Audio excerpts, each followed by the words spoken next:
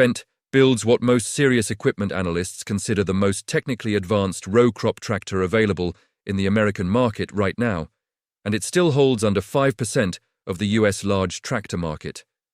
That gap between product quality and market share is not an accident. It is the result of specific decisions Fendt and AGCO made over the last 2 decades that handed John Deere and Case IH competitive advantages they should never have been allowed to keep. This is Farm Gear Pro. Today, we are breaking down the exact mistakes that kept Fendt from dominating the American market, and what those mistakes mean for where the brand stands in 2026. Let's get into it. Start with the first and most consequential mistake: dealer network investment that arrived a decade too late. When AGCO acquired Fendt in 1997, the American dealer infrastructure for the brand consisted of a handful of specialty importers and a small number of AGCO dealers willing to add the Fendt line alongside their existing equipment offerings. AGCO acquired Fendt, 1997, American dealer infrastructure, handful of specialty importers, small AGCO dealer additions. That starting point was not unreasonable for 1997, but the pace of dealer network investment that followed across the next 15 years was too slow for a brand trying to compete in a market where John Deere's dealer density meant most large operations sat within 30 minutes of green iron service. John Deere spent the 1990s and 2000s consolidating and strengthening its American dealer network through systematic investment in facility standards, parts inventory requirements, and technician training programs that created a service infrastructure genuinely difficult for any competitor to match. Fendt spent the same period building market awareness in coastal agricultural markets and specialty crop regions, rather than driving into the Corn Belt and Great Plains, exactly the high-volume row crop territory where the decision to buy large, expensive tractors gets made most frequently. John Deere, 1990s and 2000s. Strengthening dealer network, facility standards, parts inventory, technician training. An Iowa corn farmer in 2005 who was genuinely curious about Fendt after seeing one at Farm Progress could not easily find a dealer, could not easily find a certified mechanic, and could not easily find parts when something needed attention. And that friction killed more potential Fendt customers than any John Deere advertisement ever did. The Fendt Lodge Customer Experience Center in Jackson, Minnesota, now serving as a regional training and service anchor for the upper Midwest, opened years after it should have been operational if Fendt was serious about taking Corn Belt market share. That facility exists in 2026, it is real, and it is genuinely useful.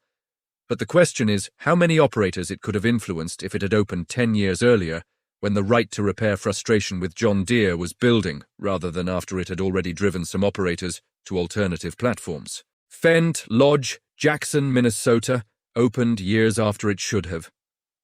10 years earlier would have captured more operators. The second major mistake was pricing strategy. Specifically, the decision to position Fendt consistently at the premium end of the market without building the dealer infrastructure and brand familiarity that justifies a premium price in the mind of a skeptical American buyer. A first-generation Fendt buyer in the American market is not just buying a tractor. He is betting his operations productivity on a brand his dealer network barely supports, his neighbors have never run, and his local independent mechanic has never worked on. That risk premium is real, and it requires either a lower entry price to compensate for it or a much stronger dealer support system to eliminate it. And for most of Fendt's American history, the brand delivered neither. First-generation Fendt buyer betting on a brand with thin dealer support, unfamiliar to neighbors and local mechanics. A John Deere 8R at $455,000 with 400 dealers within a day's drive is a different purchase calculation than a Fendt 942 at $500,000 with 100 dealers in the country. And Fendt never adequately addressed that math for the mid-scale American operator who was the most realistic conversion target. The third mistake was marketing, not the quality of it, but the targeting of it. Fendt's American marketing through most of the 2000s and 2010s leaned heavily into engineering precision, European agricultural heritage, and technology leadership, messaging that resonated strongly with specialty crop operators, large-scale progressive farmers, and equipment enthusiasts. Fendt American marketing, engineering precision, European heritage, technology, leadership, resonated with specialists. It did not speak directly to the fourth-generation Iowa corn farmer whose father ran green, whose dealer is 12 miles away, and whose primary concern is whether someone can fix the machine in the middle of October if something breaks during soybean harvest. That farmer is the volume buyer in American row crop agriculture, and Fendt spent 20 years making a case to everyone except him. The marketing materials that would have moved that specific buyer were not European engineering awards and DLG test results.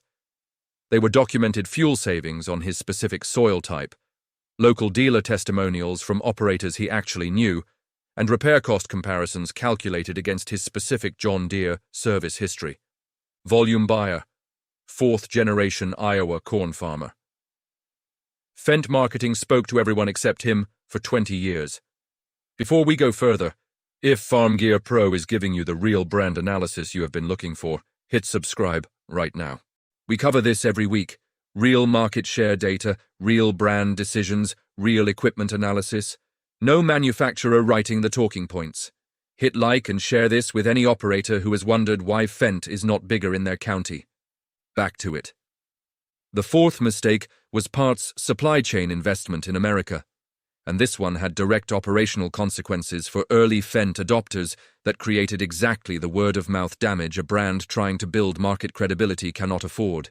An early Fendt adopter in rural Nebraska, who needed a specific hydraulic component in October of a harvest year in 2008 or 2012, was potentially looking at a multi-week wait while that component traveled from the European supply chain through AGCO's American distribution network. Early Fendt adopter, specific hydraulic component needed in October, multi-week wait from European supply chain. That experience, even if it happened to a relatively small number of operators, spread through farm communities with the speed that bad service experiences always travel in rural agriculture, where everyone knows everyone, and equipment conversations happen at every co-op meeting and county fair. AGCO has invested significantly in American parts distribution infrastructure since 2018, and the parts availability situation for Fendt in most major agricultural regions is meaningfully better in 2026 than it was a decade ago.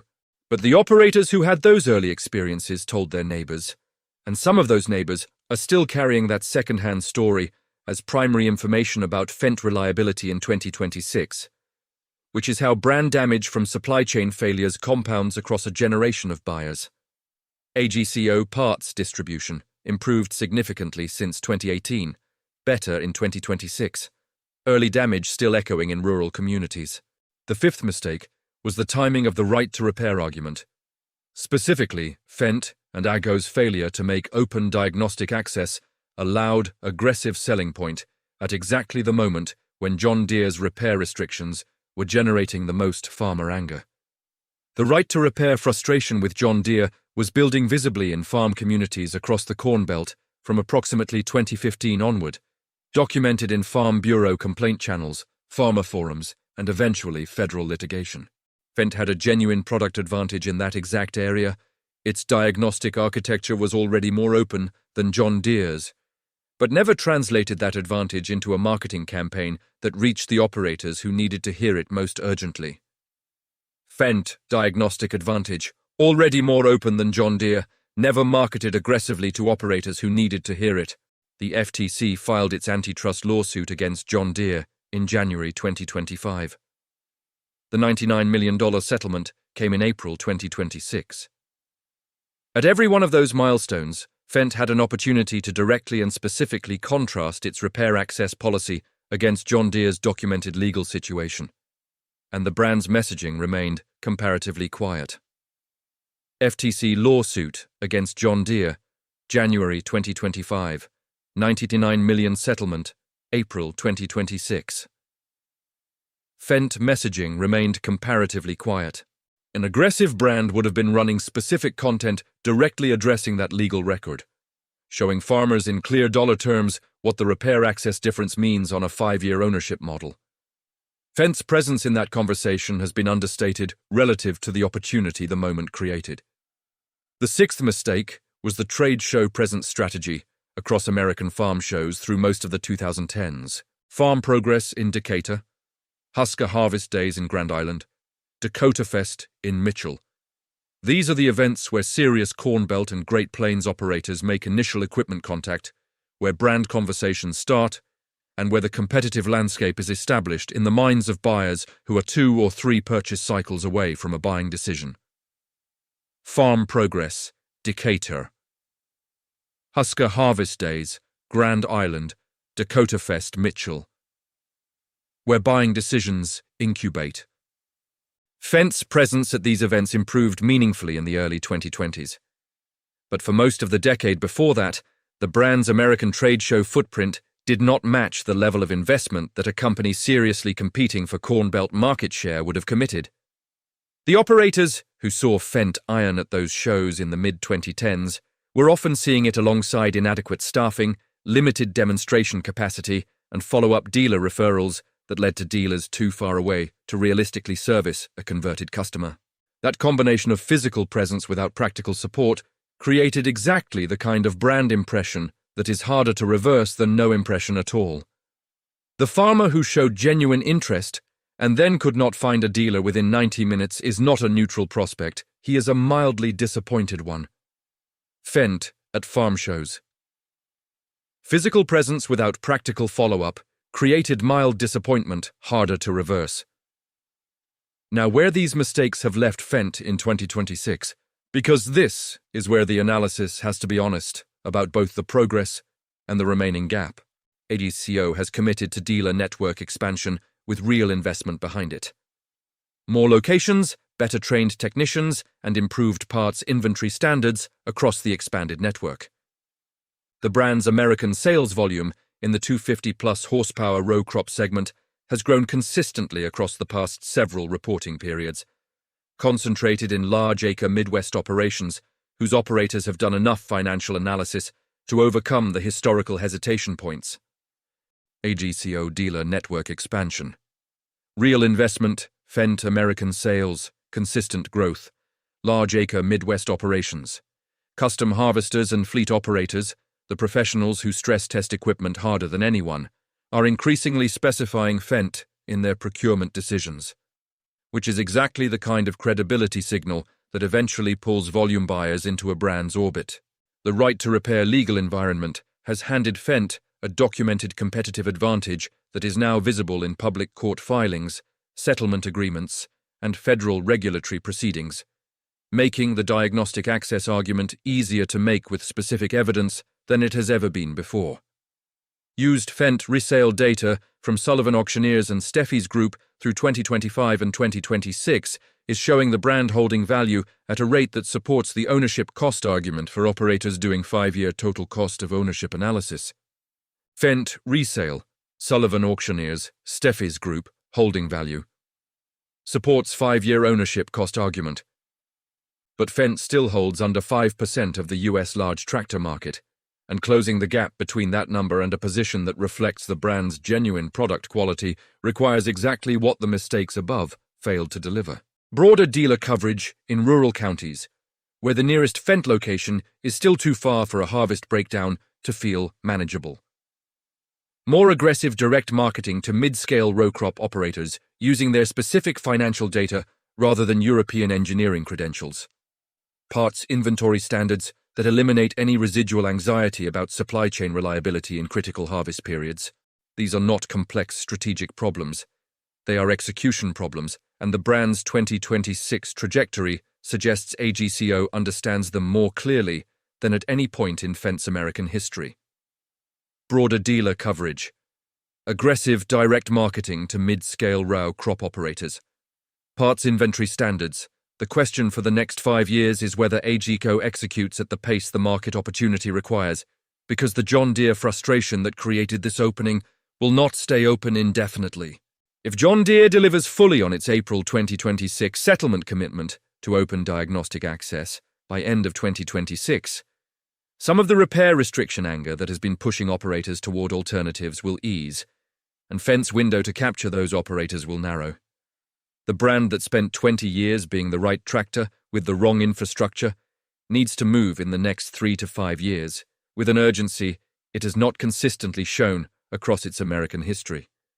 John Deere, Diagnostic Access Deadline, end of 2026 if delivered fully.